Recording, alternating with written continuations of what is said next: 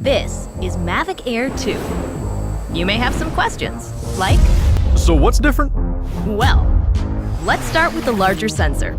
There's a lot more pixels, 48 megapixels to be exact, which means you can do this. And then shoot a hyperlapse in 8K. With Smart Photo, every shot is a masterpiece. Yeah, but photos aren't really my thing. Don't worry, we've got you covered. It also does 4K 60p video. You can also slow things down. Way-do. And yes, there's HDR video. How's the flight time? It's fantastic. You're looking at up to 34 minutes in the air, a new record for the Mavic series. We've added OcuSync 2.0, so you can fly longer and see clearer.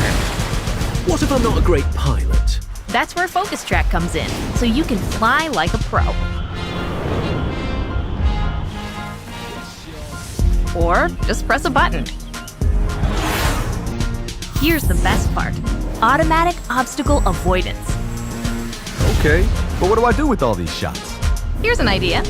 Use the DJI Fly app to edit and share your moments with just a tap. So, what's different?